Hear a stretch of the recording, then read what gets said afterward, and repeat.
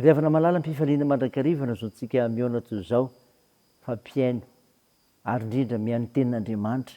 Andraisantsika fampianarana tsara koa ny amin'ity andro omeny Tompo antsika ity. Ho aminareo ny fahasoavana sy ny famindram-po ary ny fiadanana avy amin'Andriamanitra ray sy Jesosy Kristy zanak'indray amin'ny fahamarinana sy ny fitiavana. Amen. Alarobia 20 Desambra 2022 banjenareo teny hoe manetry tena ny mpino. Andeha ry avana idera sy ankalazan'Andriamanitra isika. Ianao Jehova ny tokiako, aoka tsy menatra marak'izay aho. Injeo ny fahamarinanao aho ka hafao, atonga lany amiko ny sofinao ka vonjeo aho. Aoka ho vatolamy fonenana ho atonoko mandrakariva ianao, izay efa nandidy hamonjy ahy, fa rambatsiko batery fiarovanao ahy ianao. Andriamanitra, afao amin'ny tanany ratsy fanahy aho, dia amin'ny tanany mpanao meloka tsy ny lozabe. Fenao ny fanantenako Jehova, ry tokatry fony aho mbola tanora. Amen.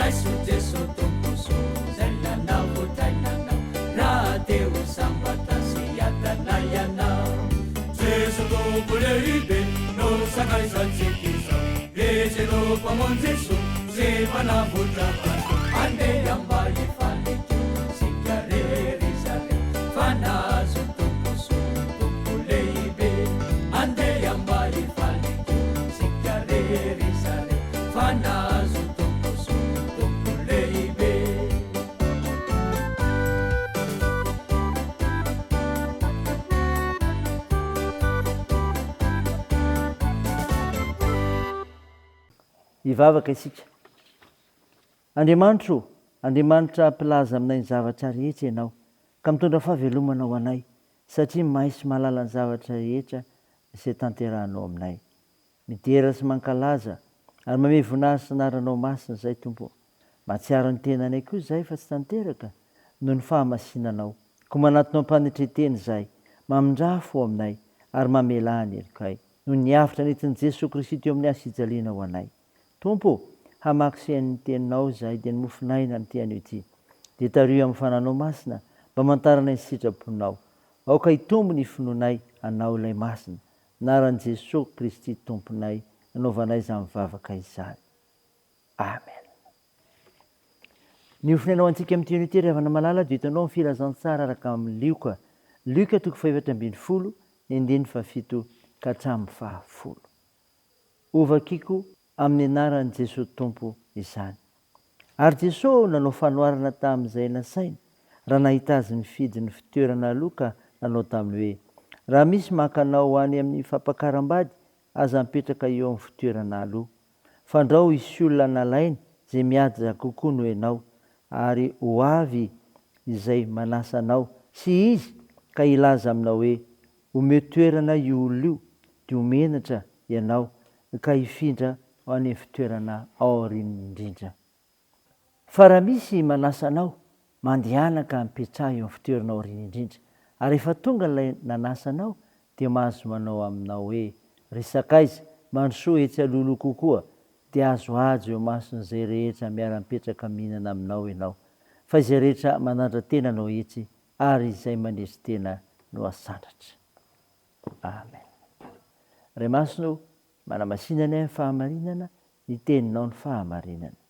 Amen. Ravana malala, ho aminao ny fiadanana, fa amin'ilay Jesosy Kristy tonga monjy ianao. Nofinaina ho antsika anio izay nivakiana tamintsika teo, filazantsara ny Lioka 7:7-7 dia teny milaza ny amin'ny manesy tena mba hasandratra. Fa izay manandra-tena no ahetry, ary izay manesy tena no hasandratra. Ny mpanandra-tena, ahoana izany? Ny olona manandra-tena dia tia fitoerana aloha, na koa akaikaiky ny olona heverina ho ambony sy be voninahitra. Fahafinaretana ho azy ny misehoseho mba hahitan'ny olona ny maizy azy. Tsy olona ambony saranga eo amin'ny fiarahamonina, na olona manan-karena, na manana fahaizana sy fahalalana izay heverina ho mampiavaka azy manokana no mora tratry ity aretina fanandratan-teny ity, raha tsy mitandrina. Tsy zakan'izy ireo mihitsy raha nihaja mamboninahitra no voatotoana. Mavita manaratsy sy mamingana ny hafa izy ireny, mba hampisogadinany ny tenany. Tsy mety aminy raha tsy ny heviny sy izay heverina ho mety aminy ihany no arahany. Izany akory tsy milaza hoe izay rehetra mipetraka eny aloha dia manandra-tena na mpanandra-tena, fa zao kory havana, manesy tena mba hasandratra, ny mpanetry tena, ny mpanetry tena. Ny olona manetry tena kosa dia olona mahay mametraka ny hafa eo amboniny kokoa noho izy. Tsy mila sitraka aman'olona, fa mikendry mandrakariva izay hanomeza amboninahitra n'Andriamanitra miteny sy ny asa.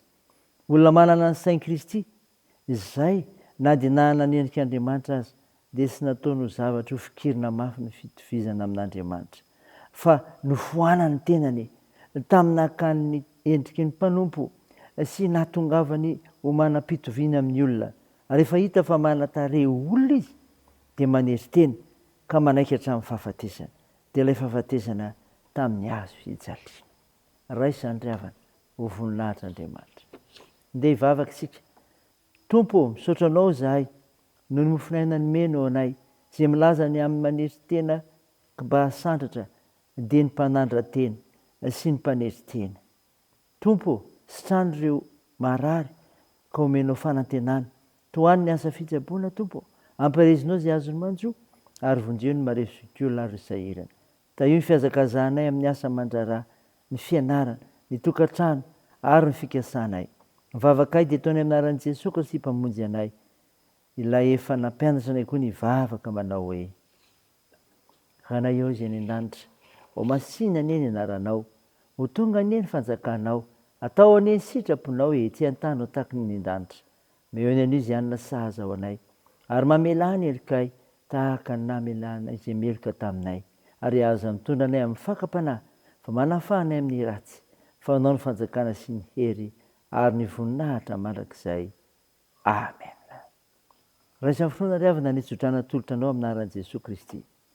Aza manana inona, faoka ny fivavahana sy ny fona mba misaorana no entinareo manambara amin'ny fangatanareo amin'Andriamanitra amin'ny zavatra rehetra. Ary ny fiadanan'Andriamanitra azo mihoatry ny fahalalana rehetra hiaro ny fonareo sy ny hevitrareo ao amin'ny Kristy Jesosy. Amen.